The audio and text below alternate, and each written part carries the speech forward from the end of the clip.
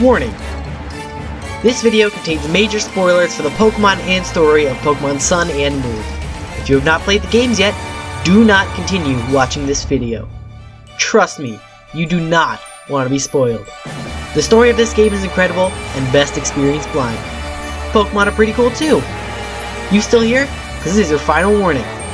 Alright, if you haven't played the games and you insist on watching this video, you only have yourselves to blame. Okay, actual final warning, I swear. Get out while you still can. Alright, now let's go. How's it going, Chip Tribe? It's me, Chips, here with the finale of my regional teams in real life. Today, we're heading over to the tropical shores of the Alola region and looking at what my Pokemon would be, their moves, and my traveling companions if I were to travel through this region in real life. I just want to say that since these games are new, I haven't really gotten the time to get to know all these Pokemon from Alola yet, so I decided to go with the team that I used throughout the post-game of, my playthrough. Just some ground rules to start off: no legendaries, and for this one, no Ultra Beasts, and no Pokemon that couldn't realistically travel alongside me throughout my journey. Usually I exclude the companions of Ash Ketchum from the TV show, but to my knowledge I don't think they've been, revealed yet, so no holds barred for that one. Alright, now with that all out of the way, let's hop right into it. Alright, so first off, my starter, I went with Primarina. When I first saw the starters for Pokemon Sun and Moon all those months ago, I immediately was Team Popplio. Some people choose their starters because they're cool or pretty, but I chose Popplio for one simple reason. He is so freaking cute. Just look at him. Look at him. Look into those eyes and tell me that it doesn't make your cold, icy exterior melt into a big ball of hugs and love. And the cuteness didn't go away through the evolutions either. Each successive evolution was still cute, but also just overall better. I don't really know how else to explain it. There's just something I really love about this whole line. Brionne is adorable, and it's literally based off of a pop star. Don't believe me? Its name is the Pop Star Pokemon. Hilarious! Also, I got your pun, Game Freak. Don't worry, I get you. I'm picking up what you're putting down. I got you guys. Alright, and finally, the shining star of the line, Primarina. I think Primarina is still cute, but also elegant and has a super clean design. Honestly, I think Sun and Moon has some of the best starters to date, but Primarina has to be my favorite. Without all that mushy stuff, let's get into how this guy would work in real life. Primarina is a bit taller than me at 5'11", and I can see Primarina being able to maneuver on land, although not that well or not fast, but it's doable in water. However, totally different story. This guy would wreck shop in water, and in battle, Primarina would most likely be a stationary long-range attacker on land, and in water, a monster. Alright, for the first move, I went with Sparkling Aria. First off, it's his signature move, and it really fits his personality and design as a whole. The whole singer aesthetic, and with the Primarinium Z that it will definitely be holding, it can turn into the powerful Oceanic Operetta, which looks awesome. Next up, Moonblast is a powerful move to fit a fairy typing, That's all I gotta say for this one. After that, Ice Beam. I feel like every water type has gotta have a nice ice type move, and Ice Beam is a classic. And finally, Aqua Jet. As you know, I had to have at least one special and one physical attack on every Pokemon, and Aqua Jet is one of my favorites. Alright, and now for my next Pokemon, we're doing Incineroar, yet another starter, and it's the final evolution of Litten. Now, after I beat the League and began the post-game of Sun and Moon, I decided to try to get all of the starters on my team. And since Hal picks a starter that's weak to yours, and I chose Popplio, he had a Litten, so I was able to use the GTS to go in on my hand, since you can only do ones that you've seen in the Pokedex. And you probably know this about me, but I love professional wrestling, and when rumors began circulating that Litten's final evolution was based off a wrestler, I was stoked. And when the trailer dropped revealing that this was indeed the case, and that its signature move was Malicious Moonsault, I just about lost my mind. And for those of you who don't know, a moonsault is a real professional wrestling move. Although technically, that's not really what a moonsault is. It's more like a backflip kind of thing. But, close enough. I already made up my mind about choosing Popplio, but Incineroar definitely gave it a run for its money. And now for the real life part. Incineroar is literally exactly like a wrestler, just replace head and hands with cat face and claws. I can just imagine this guy getting called to the ring before every battle. And from the Alola region, weighing in at 183 pounds, standing at 5'11", the heel Pokemon, Incineroar! Seeing as it's basically got the same features and build as a human, it should have no issue existing realistically in the real world. In battle, this guy would function exactly like, you guessed it, a professional wrestler. First off, Fire Punch. What kind of wrestler wouldn't be able to throw punches, right? Next up, Cross Chop. I imagine this to be similar to, the Ric Flair chest chop. Woo! After that, Darkest Lariat. For those of you who don't know, a lariat, also known as a clothesline in wrestling, is where someone sticks their arm out and basically runs into the opponent. And with the Insinium Z, it becomes the aforementioned Malicious Moonsault, which literally creates a wrestling ring out of the ground. Yes! And finally, Flamethrower. You know what would make wrestling even better? If they could breathe fire, am I right? Alright, and now for my third team member, you probably guessed it right with the other two. It's Decidueye. And here we go, the third starter from the Alola region, the final evolution of Rowlet. And most people really like the Rowlet line, and I do too, but probably for a different reason from everyone else. Question: has anyone here read the Ranger's Apprentice series? If so, let me know in the comments, and if not, you totally should, but if you have, you probably know where I'm going with this. The books feature these mysterious hooded figures that protect their country from all sorts of danger, and their main weapon is a bow and arrow. Where have I heard this before? Yeah, when I saw Decidueye for the first time, I thought, Rangers, cool! As I said before, I did manage to get a Rowlet on my team in the postgame, but it was a lot more challenging than getting a Litten, because in the GTS, you can only trade for Pokemon you've seen in the Pokedex throughout your adventure, but no one in my adventure had one or any of its evolution lines, so I had to resort to basically wonder trading over and over and over and over until I finally got one, and it was great. But the real question is, what would this guy look like in real life?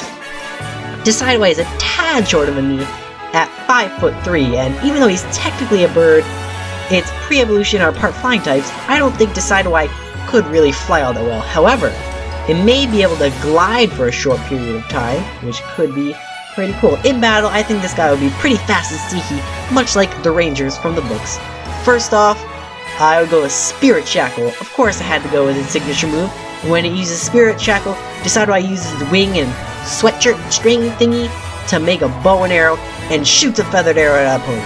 Also, when combined with the Decidium Z, it becomes Sinister Arrow Raid, which looks freaking awesome. After that, we got Leaf Blade. The Rangers don't only use bows, though. They also use knives for close-range combat, which I imagine Leaf Blade would be like. Next up, Energy Ball. I want to be honest, it's got nothing to do with Rangers. I think it's just pretty cool.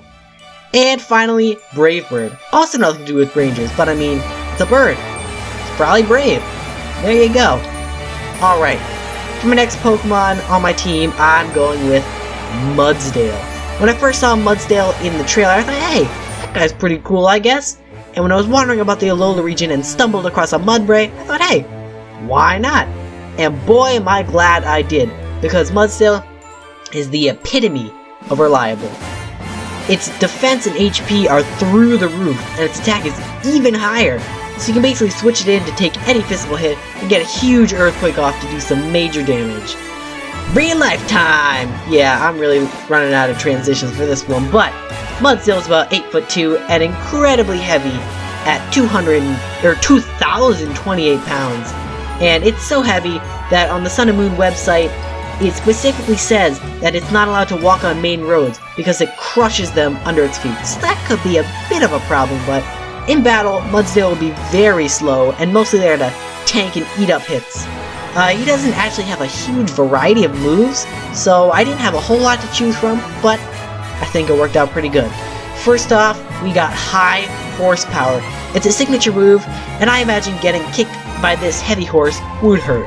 Probably have to wait until our opponents get in close to use it though, because Mudsdale is incredibly slow. After that, Heavy Slam. Realistically, getting slammed by all 2,028 pounds of this guy probably kills someone.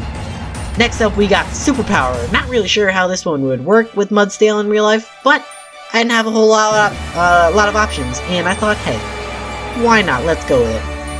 And finally, we got Rock Slide, which is a classic Rock-type move for hitting Pokemon from afar by just throwing rocks at them. Alright, for my fifth Pokemon, fifth Pokemon, we've got Toucannon.